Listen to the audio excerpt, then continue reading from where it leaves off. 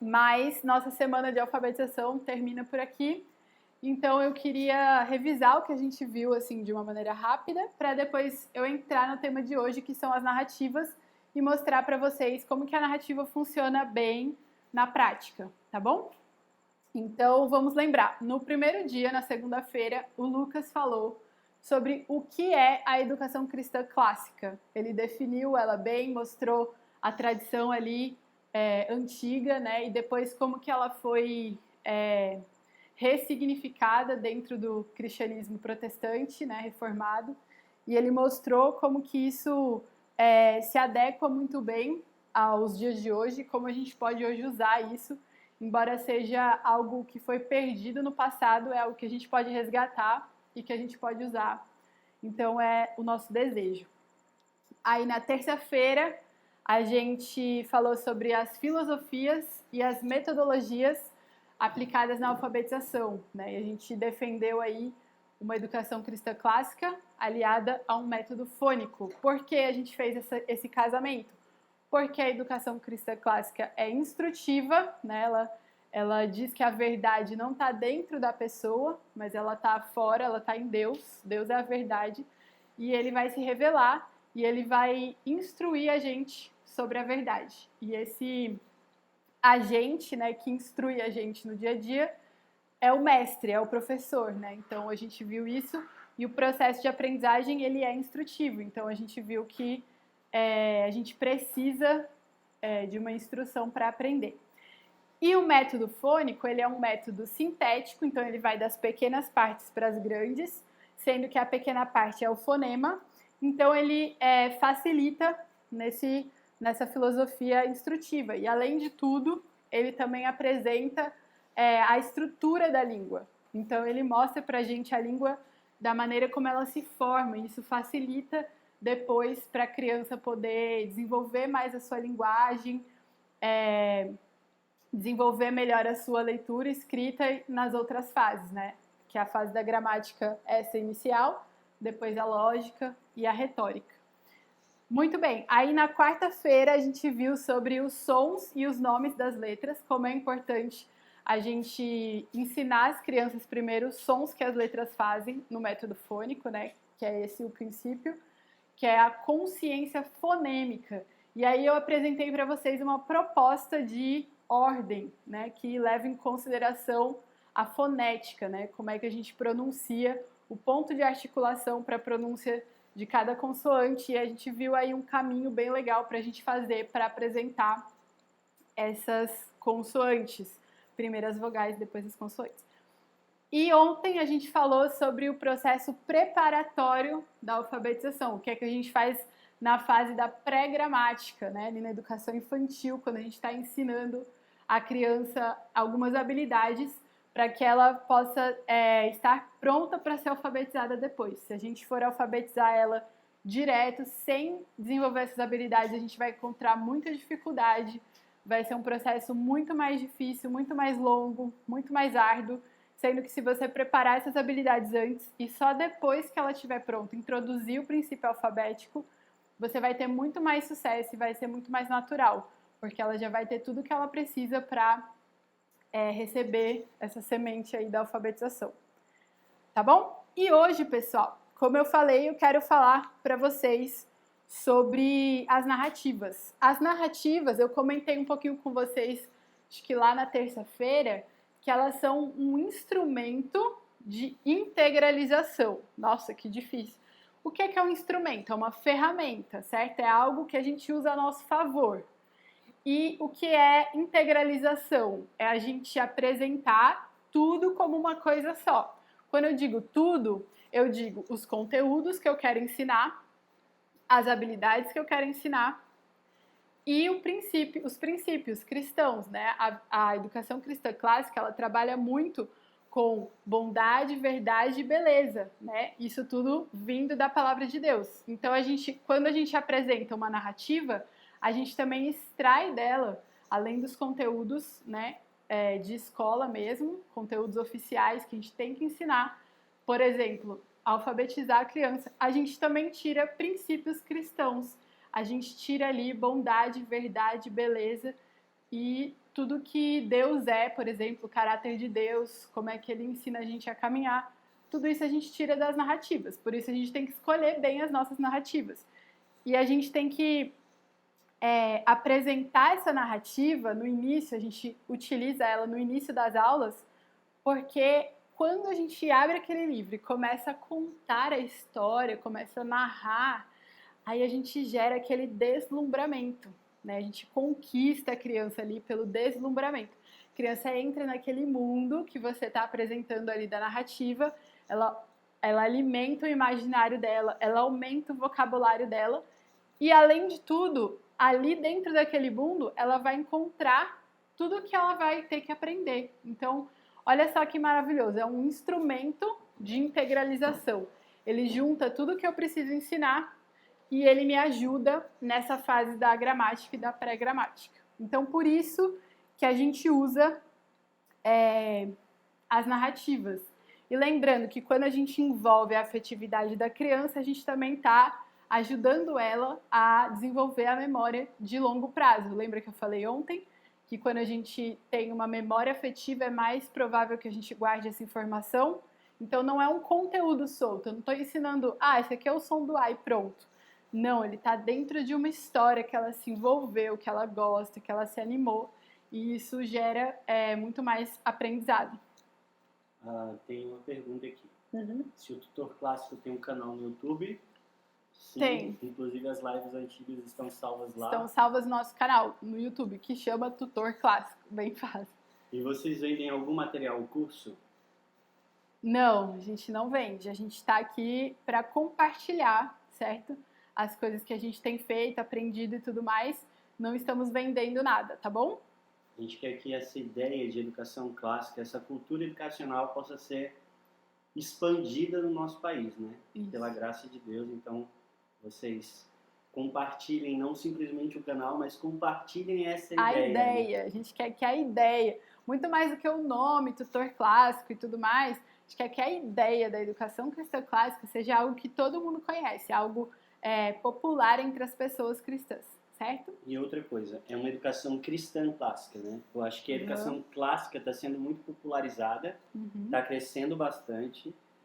Tem pessoas, inclusive, que já veem isso como um nicho de mercado. Né? Então, eu acho que nós precisamos promover aquilo que de fato é uma educação clássica cristã, que é uma educação cristocêntrica, né? Perdão aí atrapalhar. O que acontece muito, na verdade, é que como esse título, né, Educação Cristã Clássica, está se tornando algo muito popular, e não só a cristã clássica, mas também a só clássica, a humanista clássica, que a gente nem falou muito sobre ela, mas o Lucas falou um pouquinho, né, dos gregos e tudo mais.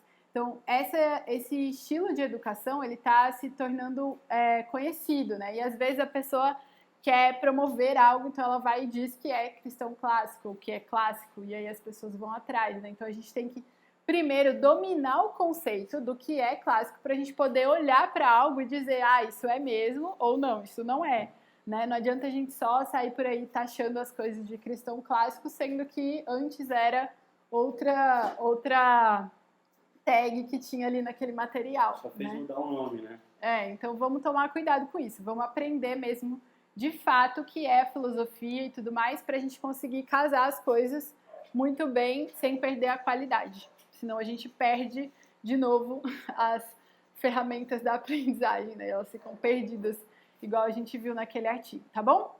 Então vamos começar agora a mostrar os materiais, que acho que é o que todo mundo está esperando, né? Eu vou mostrar primeiro para vocês o material americano, tá bom? Que é o material que já existia antes da gente nem pensar em traduzir, certo? É um material aí muito conhecido, amplamente utilizado, já ganhou vários prêmios nos Estados Unidos, que é o Phonics Museum, né? Então, olha só aqui, eu vou mostrar para vocês, aqui, dá para ver aí, Lu?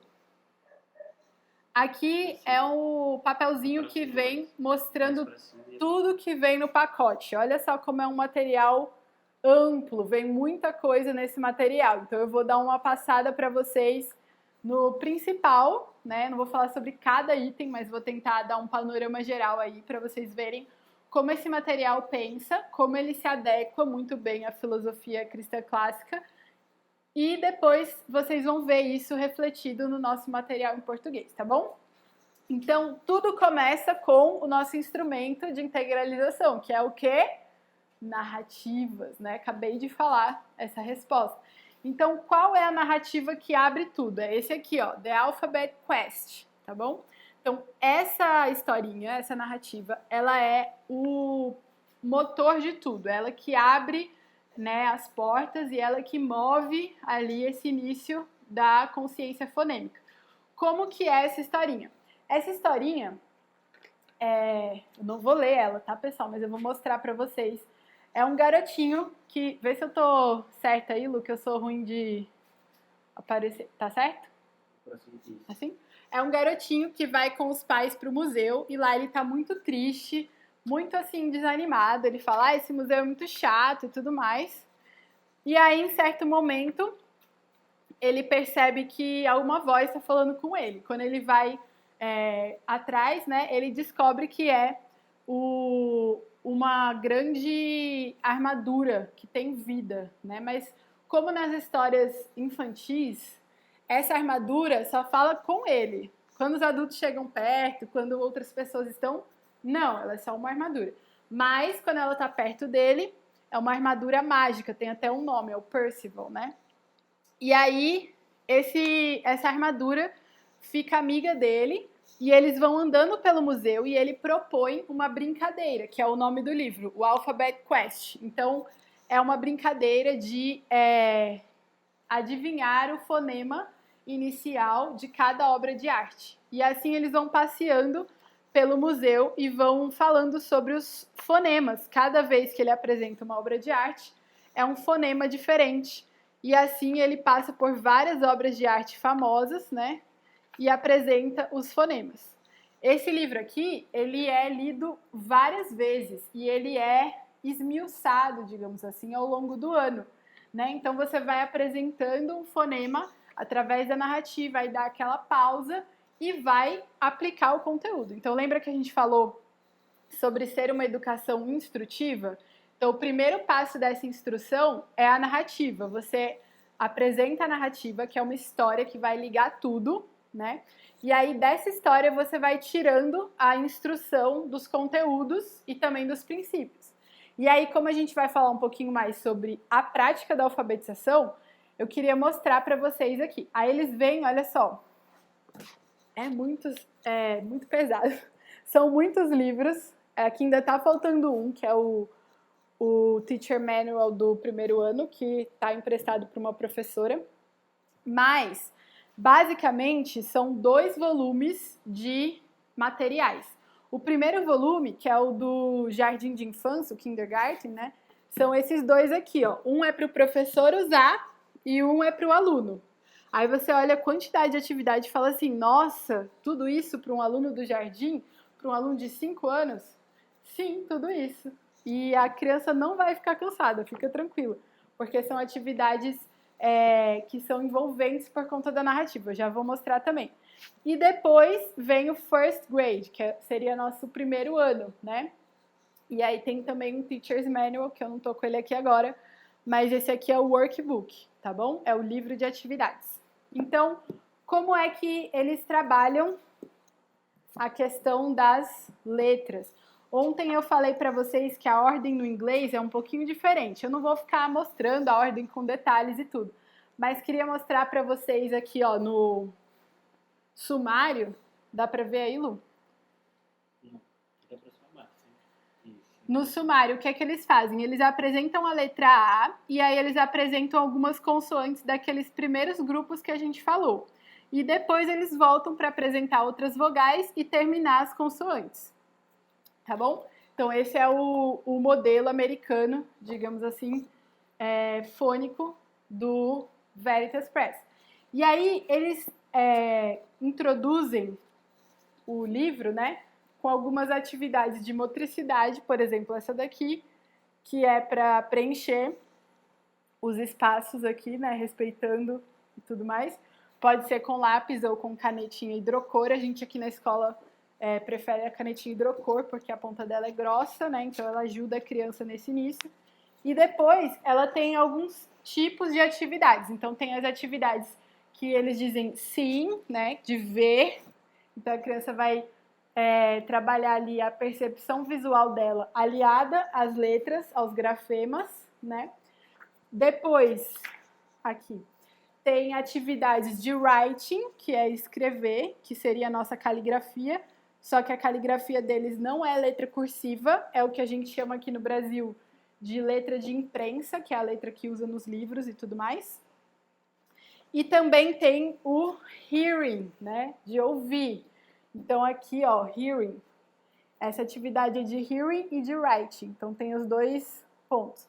Aí você pode olhar assim para a cara das atividades do livro, né, que são preto e branco e com imagens complexas, e vai dizer assim: "Nossa, mas isso é um livro para crianças?" Pensei que um livro para crianças tinha que ser todo colorido, super alegre, divertido. Pois é.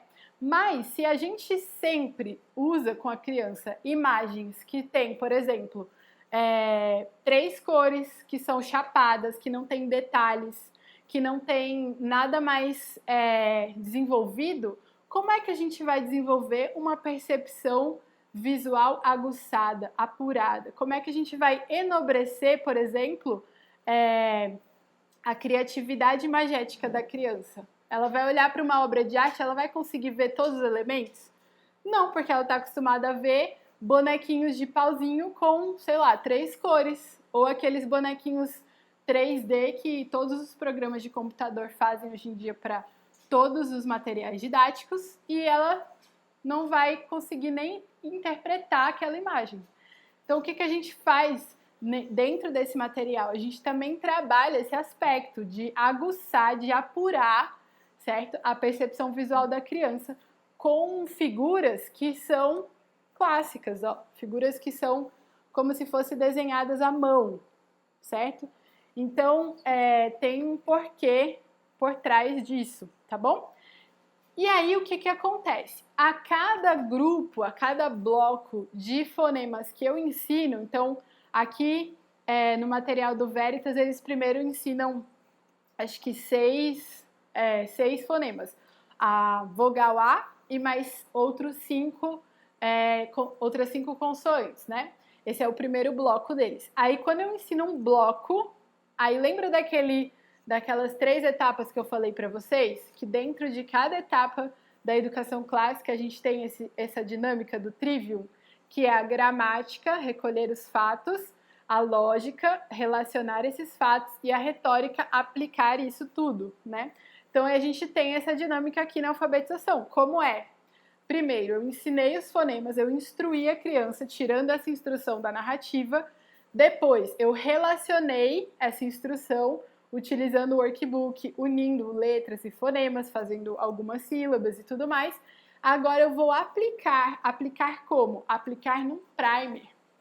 O primer é uma palavra que vem lá do latim, da época antiga, quando se ensinava latim, né?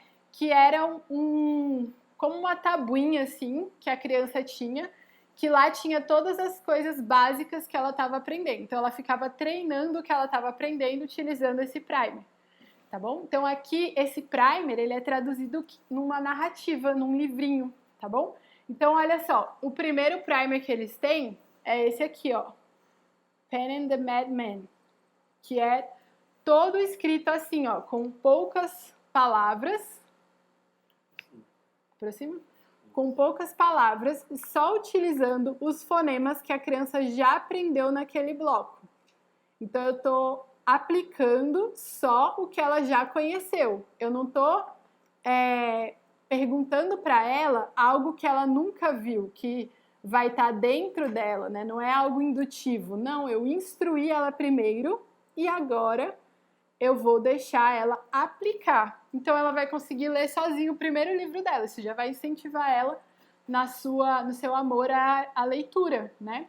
É interessante porque é justamente o contrário, o oposto do que provoca uma alfabetização dentro do método construtivista, né? Uhum. Então, nessa ideia de eu só faço perguntas, Então, a criança ela se frustra porque não sabe as hipóteses dela não trazem uma verdade. Então, esse desprezo pela educação que a gente vê na nossa formação é fruto da metodologia. Né? Dentro dessa perspectiva, por exemplo, aprendendo poucos fonemas, ela já consegue aplicar em uma leitura e ela se satisfaz nessa leitura. Né? Então, ela começa a se entusiasmar com a ideia de ler livros e aprender a ler, né? Isso. E o que é muito interessante da Veritas é porque eles têm uma intencionalidade também na estética desses primers, né? Então, eles são, no total, nos 2 volumes, né, no Kindergarten e no First Grade, eles chegam a 31 livrinhos, tá bom? 31 primers. E eles, a maioria deles tem essa relação estética. Então, por exemplo, esse livro, ele vai contar um mito grego, né? Então ele é todo ilustrado na maneira como os gregos ilustravam na época. Então ele tem essa relação estética e histórica também. Vou mostrar alguns, ó. Esse aqui, Bad Mag, é sobre um gatinho. Aí esse To the Rim of the Map é a história dos puritanos que foram para os Estados Unidos, os primeiros a irem para lá. Pepin the Not Big também tem a ver com a Grécia. The Rigrenon, que é a história dos americanos indo para o oeste, lá nos Estados Unidos, né, a conquista do oeste. The Dog, the Hog, the Rat, Ram, the Hen and the Big Din. Então esse é outro que fala sobre essa dinâmica aí das trocas, do mercado de animais na época antiga. Ben and His Pen, que é a história do Benjamin Franklin. E aí, Dan of the Den, que é a história do Daniel na Cova dos Leões. Todas elas têm essa relação. E aí não vou falar de uma por uma, mas eu vou mostrar para vocês como é diversificado os temas, né, que vocês já puderam ver aí só dessa palhinha que eu dei. São 31. E alguns a gente consegue ver isso mais claramente, né? Por exemplo, deixa eu ver aqui. Esse aqui, ó, Alfred the King, que é a história do rei Alfredo lá da Inglaterra, né? Que unificou a Inglaterra. Olha só como são todas as ilustrações. Elas refletem as ilustrações dos vikings, né? Da época, como eles utilizavam a arte, as técnicas deles. Deixa eu mostrar outro aqui para vocês. Olha esse aqui do The Brave Monk, que é a história do Lutero.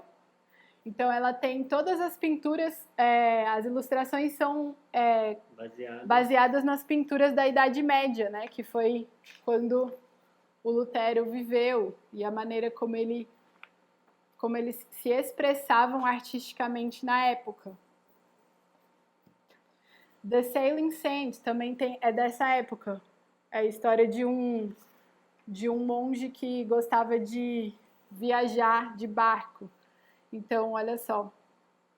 Só para vocês entenderem, talvez, né? Ficar claro o que a Nath está mostrando. O que ela está dizendo é o seguinte: além das crianças expressarem, né, e entenderem aí a prática da leitura desde cedo, desde o início da alfabetização, a gente está também colocando elas em contato com um material que introduz a história da igreja, então como Deus está atuando na história, e além disso está introduzindo eles também numa percepção cultural artística da época.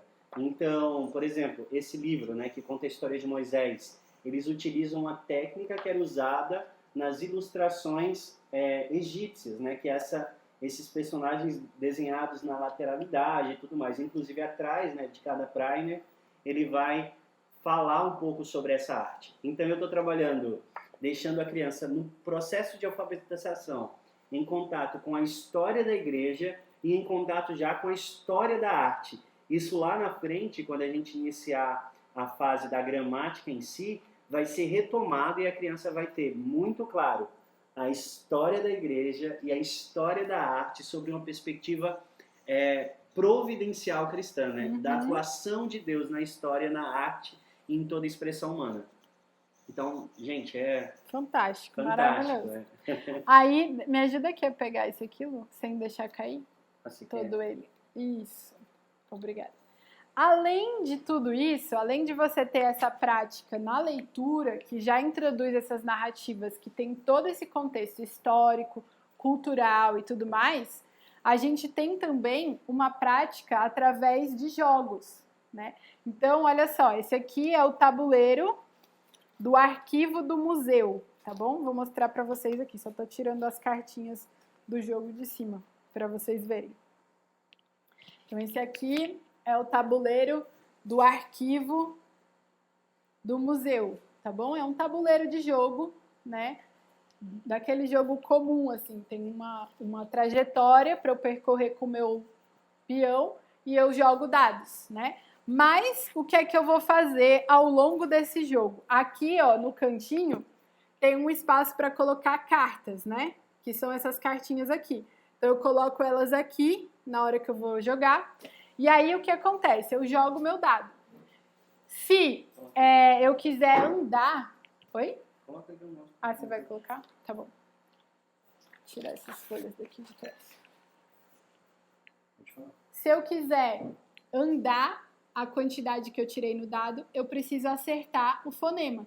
Então, eu vou tirar aqui, ó, um fonema e vou ter que dizer qual é o som que essa letra faz. Então, zzz, aí, se eu acertei, eu posso andar com o meu peão. E assim vai. Aqui tem todos os fonemas. Aí, depois que eu aprendi os fonemas, tô joia nos fonemas, eu posso ir também para o jogo das imagens, que também trabalha fonemas, mas não de uma maneira visual, agora de uma maneira auditiva. Então, eu vou ter que tirar uma cartinha, interpretar essa imagem, que é um anel, e vou ter que dizer "ah", que é o som inicial, certo?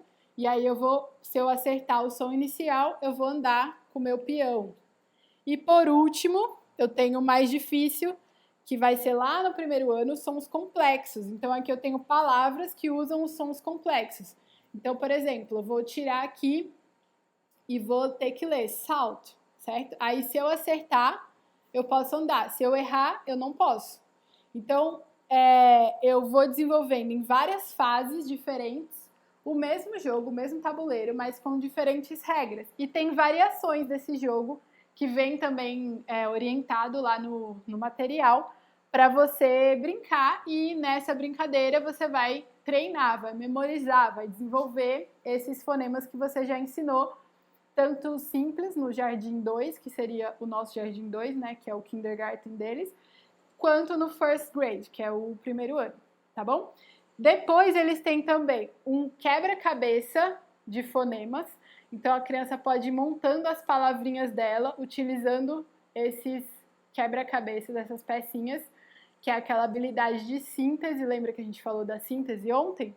Pois é, aqui é a síntese de uma maneira, num jogo, né? E também a gente tem os baralhos fônicos. Então, a gente tem esse card aqui, esse deck de baralhos, ele é só com os fonemas simples, tá bom? E esse outro aqui com os fonemas complexos. Então, aí lá na instrução do material, tem pelo menos 3 maneiras diferentes de você usar esse baralho para jogar alguns jogos. E aí você também pode usar a sua imaginação e inventar, porque baralho é muito fácil de você desenvolver jogos, né? Tem vários tipos de jogos que dá para você desenvolver. Tudo bem? Então, agora eu passei de uma maneira geral. Aí, o que é que eu não mostrei para vocês e que também vem no material? Vem um CD com músicas muito legais, que eu não vou colocar aqui para vocês hoje, infelizmente, mas é muito legal. Eles têm músicas para os fonemas, eles têm músicas para os fonemas complexos e para os simples, várias coisinhas legais nesse CD. Também vem um deck de flashcards, né, que eu não encontrei, deve estar lá na escola em algum lugar, mas eu tenho a versão em português, daqui a pouco eu vou mostrar para vocês a versão de flashcards, tá bom? Patrícia, pode falar. Entrou. É a que está traduzindo corrigindo os pratos. Ah, legal, Patrícia, seja bem-vinda. Patrícia é a nossa corretora oficial aí do nosso material, muito jóia. Obrigada por ter vindo acompanhar com a gente essa live. Bom, agora eu queria apresentar para vocês o nosso material, né? O material que o Veritas fez é sobre um museu fônico, né? Um museu de fonemas. E o nosso, a gente começou, o primeiro intento nosso era simplesmente traduzir. Então a gente pegou e falou assim, tá bom, vamos traduzir esse material. Aí a gente pegou e começou com a narrativa, né? Porque a narrativa é o ponto inicial de tudo. Aí a gente se deparou com a primeira dificuldade, que foi qual? As obras de arte na língua inglesa não começam com os fonemas do português. Não dá para seguir uma ordem alfabética igual eles seguiram, né? Falar uma obra de arte com cada fonema do alfabeto no português. Alguns eram o mesmo fonema, alguns não existiam lá no livro. E aí a estética do livro a gente não pode mudar, né? Se a gente só está traduzindo. Então não servia para gente uma simples tradução do Alphabet Quest. Então a gente teve que criar a nossa própria narrativa. Esse foi nosso primeiro desafio nessa tradução de materiais. Aí o que aconteceu? Quando a gente começou essa criação dessa narrativa, a gente já estava aqui no apoio escolar, que eu falei para vocês lá no início da live, a gente já estava desenvolvendo algo parecido com isso. A gente nunca tinha se deparado com um material assim tão completo, que integralizasse tão bem todos os aspectos, tanto da filosofia cristã clássica quanto da metodologia fônica. Mas a gente conhecia o material, acho que é da Casinha Feliz, né? Que a gente já tinha tido contato, ele também era assim, de apresentar uma historinha e tudo mais. Então a gente já tinha começado a esboçar uma história, uma narrativa. E aí a gente percebeu que essa narrativa poderia desenvolver para se tornar uma narrativa como a do Veritas Press, que integralizasse todas as coisas. E essa narrativa se transformou nesse livro, Os Sons da Criação. Então é uma história que ela apresenta para a gente alguns personagens principais. Primeiro, ela vai dar um panorama geral sobre a criação do universo que Deus criou. E aí, nessa fase, a gente vai... Perdão. Eu sou ruim ainda, gente, de foco, perdão. Essa parte aqui vai mostrar a criação de Deus, e a gente vai trabalhar alguns conceitos da área de estudos da criação, que é ali a junção de ciências com matemática. E depois ela vai apresentar para a gente os nossos aventureiros, que são Adão, Eva e 3 amigos, certo? Então, Adão é a letra A, o fonema A. Eva é o fonema E. E depois eles têm 3 amigos, que é a iguana, aqui é a iguana, que é o fonema I, que é um animal terrestre. Depois eles têm a orca, que é o fonema O, que é um animal aquático.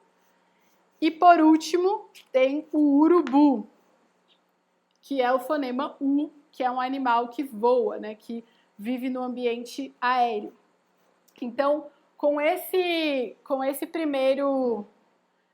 primeira aventura, né, dos 5 amiguinhos, a gente apresenta as vogais, que é o nosso grupo básico de fonemas, e a gente também introduz a criação de Deus. Então, a gente imagina ali uma história que aconteça entre a criação e antes da queda. Então, esse período aí, antes de Gênesis 3, quando Adão estava ali começando a dominar sobre a criação, quando ele estava conhecendo a criação de Deus, nomeando animais e tudo mais, a gente imagina uma história nesse período. E a gente fala no livro que isso não é inspiração, não é bíblico, é uma imaginação, uma história imaginativa, né? A gente fala isso também para a criança não ter essa confusão. É interessante, eu acho que o ponto principal aqui de integralização é pensar que através de uma narrativa simples, né, bem simples, mas a gente começa já a inserir alguns princípios da perspectiva cristã. Então, por que eu estudo linguagem?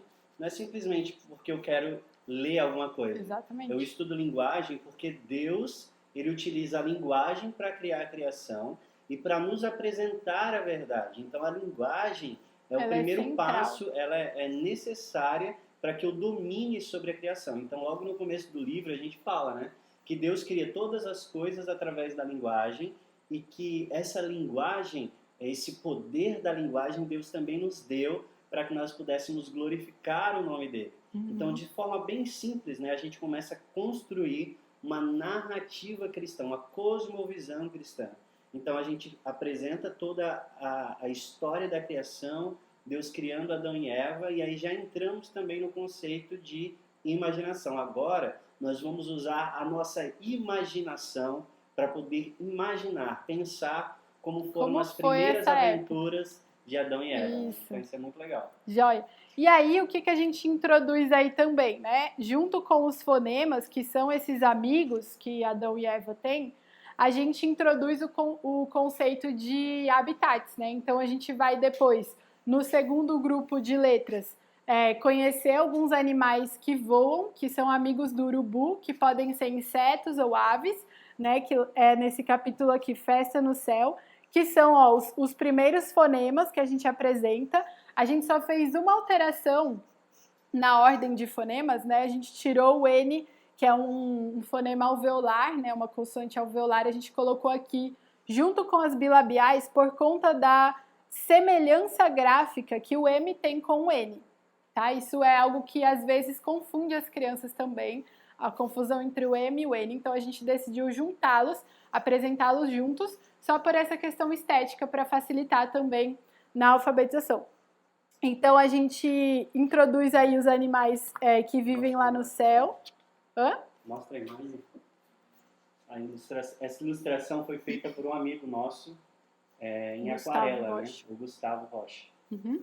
Aí depois, na segunda vez que eles vão conhecer um habitat, eles vão conhecer o fundo do mar. Então, a orca vai convidar eles para lá. Eles vão viver algumas aventuras lá. E aí, lá eles vão conhecer mais um grupo de consoantes. E aí, cada consoante é um animal que vive lá no mar, certo? E depois tem também os animais terrestres, que são amigos da iguana, que é o capítulo aqui das consoantes, ó. Z, sh, j, k, g, né?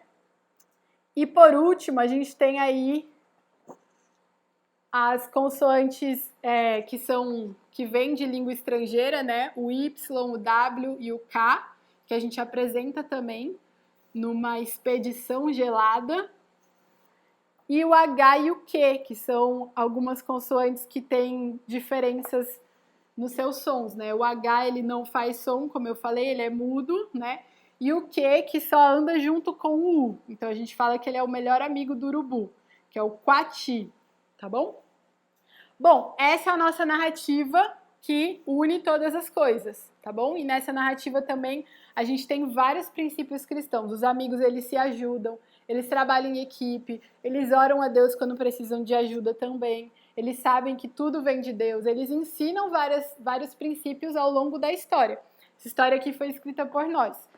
E aí, a cada bloco de fonemas, a gente também tem um primer. Então, a primeira dificuldade também que a gente lidou quando a gente foi traduzir os primers foi que, por exemplo, o nosso primeiro grupo são as vogais. Como é que a gente vai traduzir um livro do inglês usando só vogais?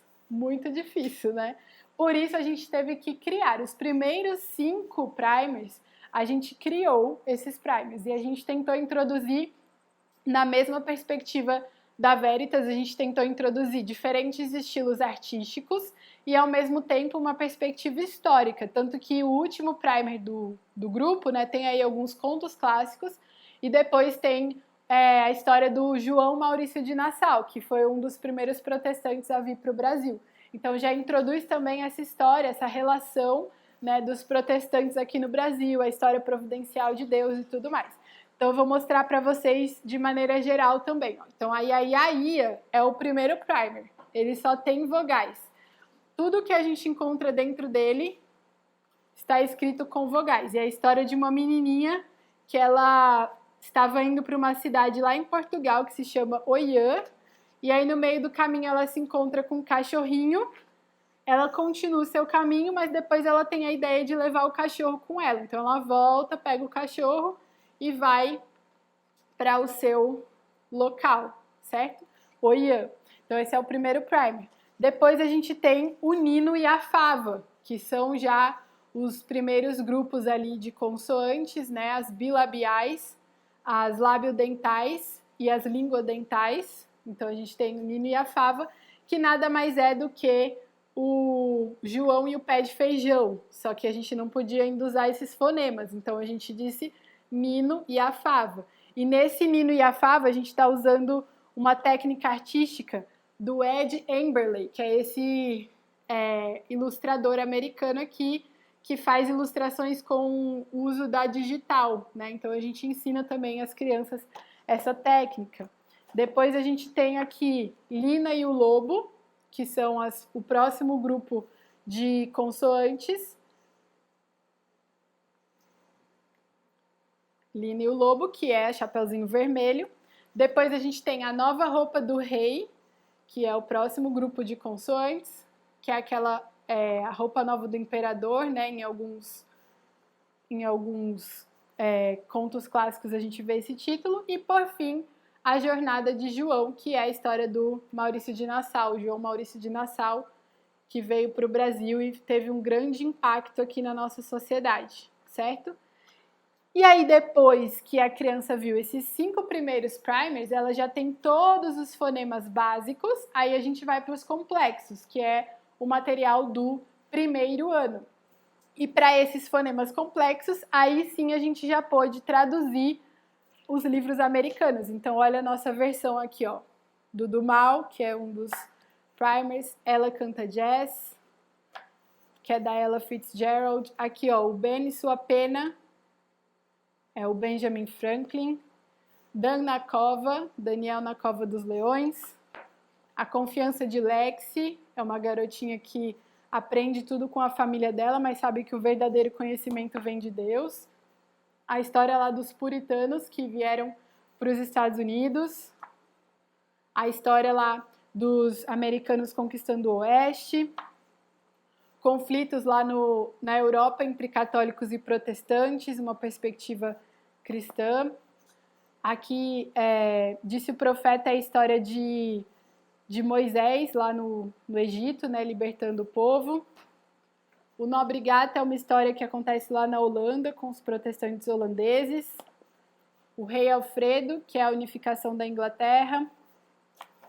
A Rainha do Mar, a Rainha Elizabeth. Aqui é a história da Anne Bradstreet, a primeira poetisa protestante. Aqui é a história de Lutero, que eu já mostrei para vocês. E a última é Os Pais da Fé, que é a história de todos os pais da fé resumida e aplicada no contexto ali de um pai que vai acampar com seu filho. Então, cada princípio que ele precisa aplicar com o filho dele, ele tira ali o ensinamento de um pai da fé. Nath, e aí, estão perguntando de onde foi que a gente achou a história de esse livro do Maurício de Nassau. Fala que esses aí a gente fez, talvez eles não tenham. Então, esses 5 primeiros, como eu disse para vocês, esses aqui são originais nossos, não são feitos pela Veritas Press nos Estados Unidos. Esse foi a gente que criou, a gente que desenvolveu, a gente pesquisou, estudou e desenvolveu esses 5 primeiros. Porque a gente tinha a dificuldade de não conseguir traduzir livros do inglês usando apenas alguns fonemas. Porque para traduzir, você precisa ter à sua disposição um vocabulário mais extenso. Então, não dá para traduzir, por exemplo, usando só P, B e as vogais, certo? Então, a gente teve que criar algumas histórias que a gente tentou usar a mesma lógica do material, para ficar tudo integralizado.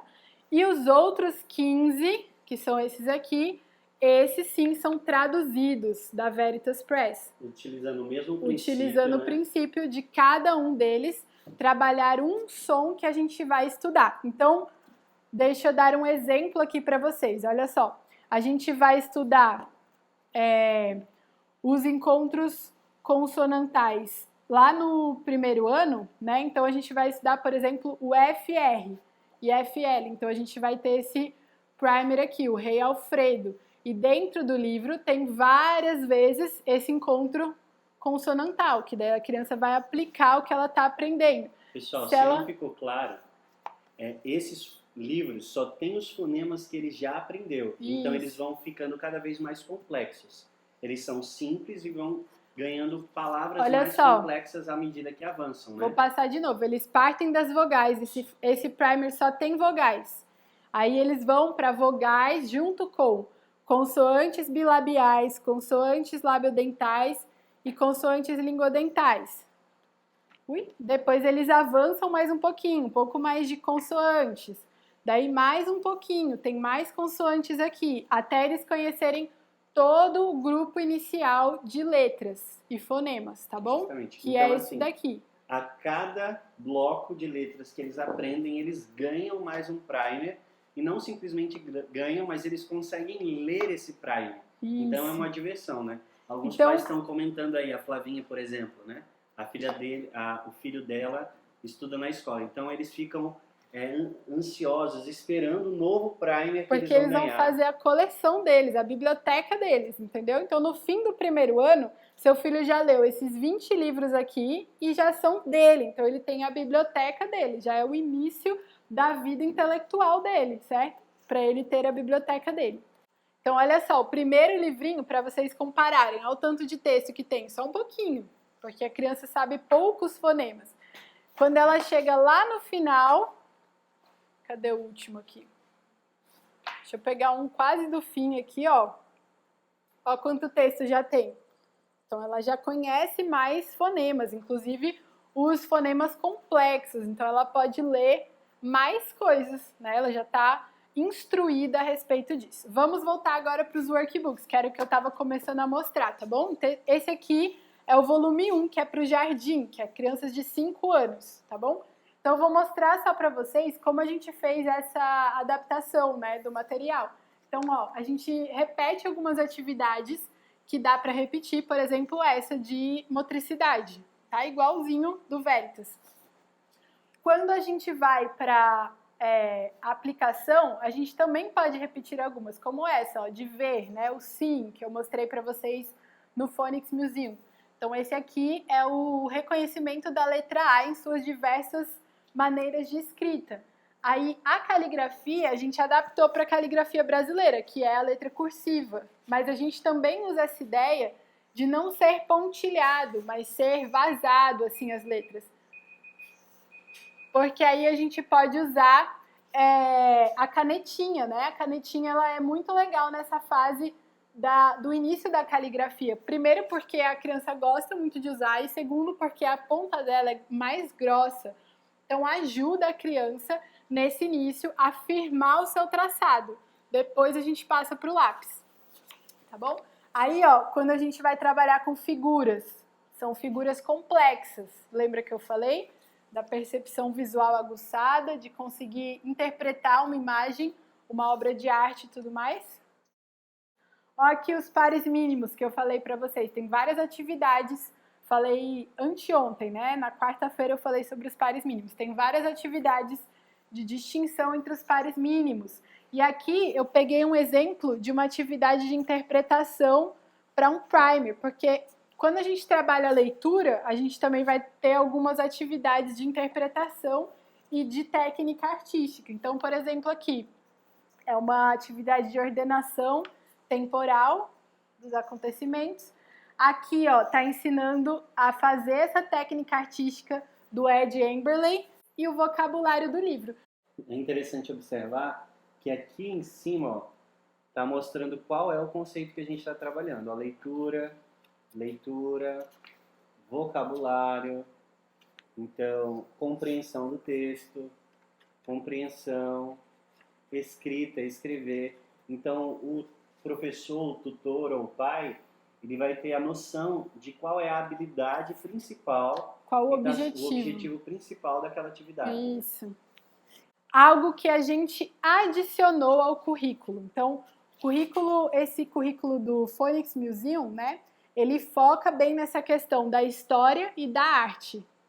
E o nosso currículo, quando a gente produziu todo ele, a gente percebeu que havia ali uma grande porta aberta para a gente trabalhar alguns conceitos de ciências e matemática também. Então, o que a gente fez? A gente criou pequenos workbooks que se encaixam ali nos temas do jardim para que a cada capítulo desse livro aqui que a gente trabalha, Os Sons da Criação, a narrativa principal, a gente possa contar um capítulo e trabalhar esses conceitos que já estão na narrativa. Então, de novo, a gente está tirando dela conteúdos. Então, olha só, no primeiro capítulo, quando Deus cria todas as coisas através da sua palavra, a gente estuda o universo. Depois, no segundo capítulo, quando ele vai conhecer Adão, Eva e os 3 animais principais, que são as vogais, aí a gente tem esse outro workbook aqui, ó, o corpo e a diversidade. Diversidade aqui como homem e mulher, são diferentes um do outro, certo? Depois, para o terceiro capítulo, quando vai ter uma festa no céu, então lá eles vão servir várias coisas nessa festa, vários alimentos, a gente vai trabalhar na cozinha. E por último, a gente trabalha também no último workbook do jardim, trabalha as profissões, né? Dentro daquela perspectiva de que cada um está ali cumprindo o seu papel, uma função que Deus deu, a gente coloca as profissões, né? Introduzindo aí vários profissionais. A gente, inclusive, lá na escola faz um projeto que chama Visita Especial, e aí a gente chama um bombeiro, um médico, e assim vai. E aí eles vão aparecendo lá na escola, falam o que eles fazem, quais os instrumentos eles usam, e você pode fazer isso em casa também. Se você tem um amigo de cada profissão, você entrevista com a criança, preenche lá a apostila do workbook e assim por diante. E lá no fim, no último capítulo do livro, a gente tem um capítulo adicional aqui, que é o dia mais triste, que introduz aí a ideia de Gênesis 3, quando o homem e a mulher pecaram.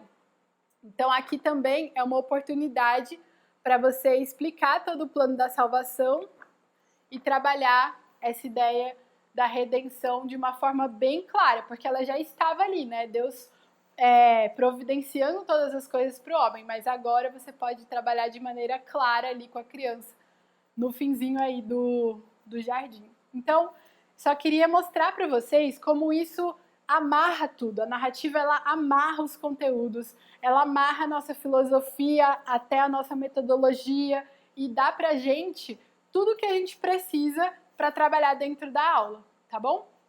Então, espero que vocês tenham gostado aí desse material. Aguardem, orem por nós e qualquer dúvida que tiver, tudo mais, vocês podem perguntar. O material em inglês está disponível no Veritas Press.